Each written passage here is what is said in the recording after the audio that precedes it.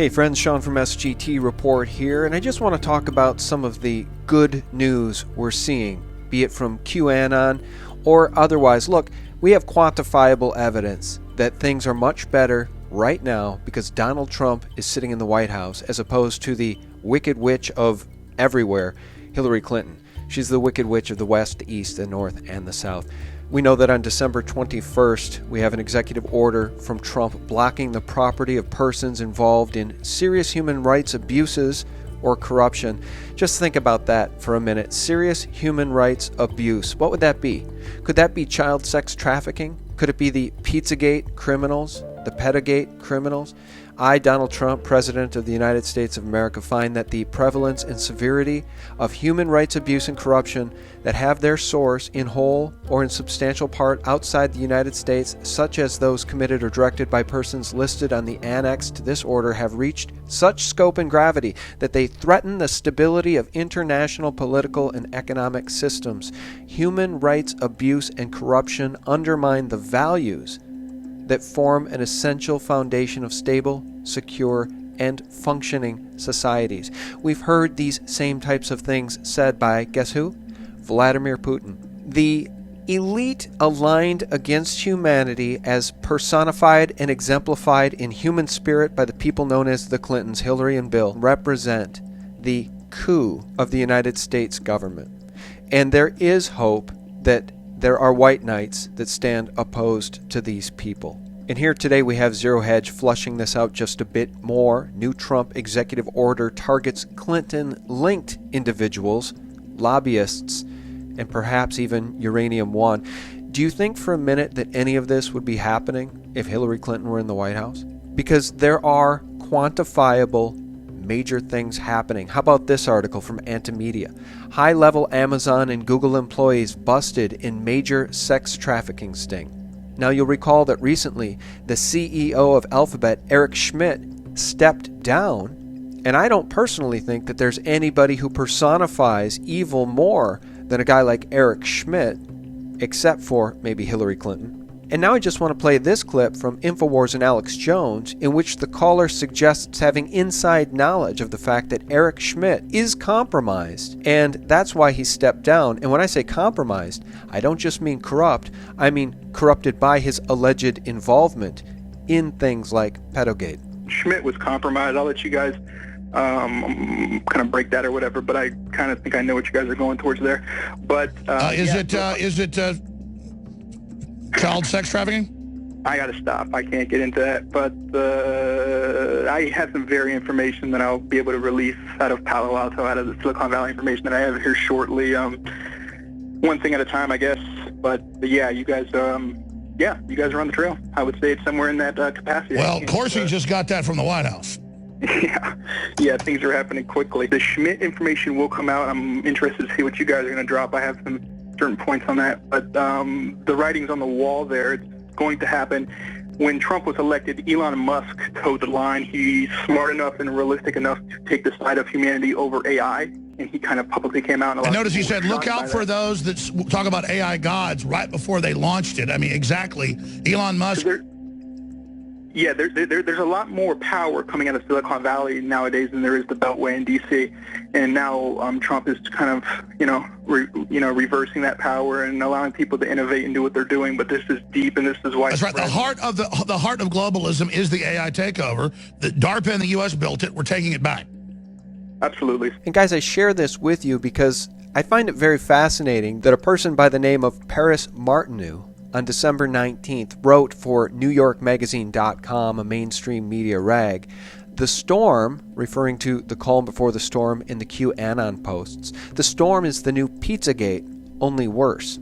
And this person writes, a new conspiracy theory called the storm has taken the grimiest parts of the internet by, storm, like Pizzagate. The Storm conspiracy features a child sex trafficking ring led in part by the Satanic Democratic Party. They go on to try to demean all of this as nothing more than the internet rantings of lunatics.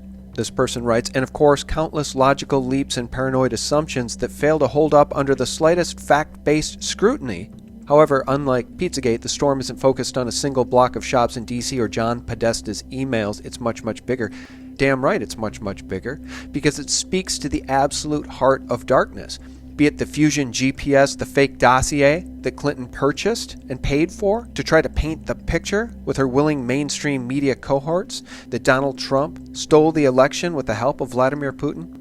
Now, I don't want to go into this entire ridiculous article, but I do want to share with you why I think that this QAnon stuff has a lot of merit, and the mainstream media, as exemplified by NewYorkMagazine.com, is running scared of it. Because this moron goes on to conclude the article by saying, sure, in the wake of Pizzagate's brief encounter with reality, of course that would be their mainstream media reality, a lot of changes were made. Reddit shut down the conspiracy's designated sub, Twitter suspended some of the movement's most vocal supporters, and the whole thing was debunked time and time again by the press. But it's even more evident now than ever that this was merely a band-aid, not a cure. Now, when this author writes that a cure, what is the cure? Shutting down all discourse that the establishment finds uncomfortable? There were no facts presented by the mainstream Mockingbird media that debunked the Pizzagate allegations, which is the Washington, D.C.-centric problem of child sex trafficking and satanic ritual abuse, but particularly pedophilia and child sex trafficking. They didn't debunk anything. And police say that Welch told them that he showed up at the D.C. pizza restaurant to get to the bottom of what appears to be an utterly bogus story about child abuse promoted on the internet. And this author concludes, how can we even begin to argue with hundreds of thousands of people who choose to believe that a top government agent is speaking to them through 4chan, that Trump has been playing a game of 4D mind chess the whole time, and that the Las Vegas massacre was an inside job? Now just think about that. We know for a fact that the Clintons have been playing 4D mind chess and attempting a deep state coup, attempting to overturn the constitutional government in an attempt to cover up their litany of crimes that go back decades. We know that Clinton paid for the Trump dossier. This author doesn't want you to consider for a moment that the wife of Fusion GPS founder admits that her husband was behind the fake Russiagate story, and she bragged about it on Facebook.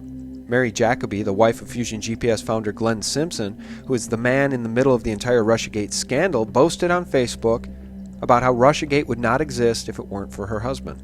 We know that Mueller's corrupt. We know that Comey covered up Clinton's crimes. And yet they're trying to convince their readers that anything outside of the mainstream media narrative is craziness. And this person writes, is the next Edgar Welch out there, scrolling through the calm before the storm thread? And if so, is it even possible to stop him?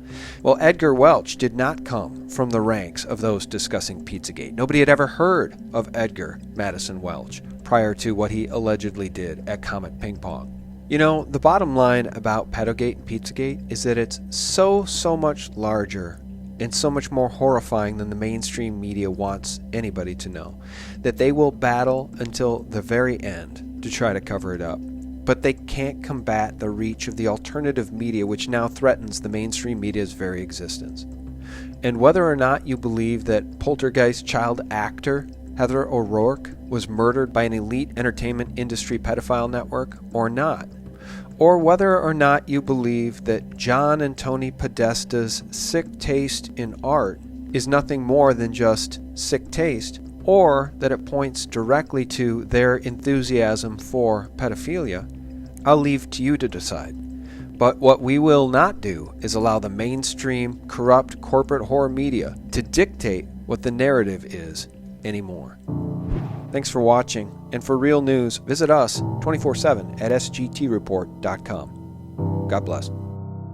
The world is run by elite pedophiles. President Trump is the first president in the history of the United States that has vowed to go after not only pedophiles, but the elite pedophiles.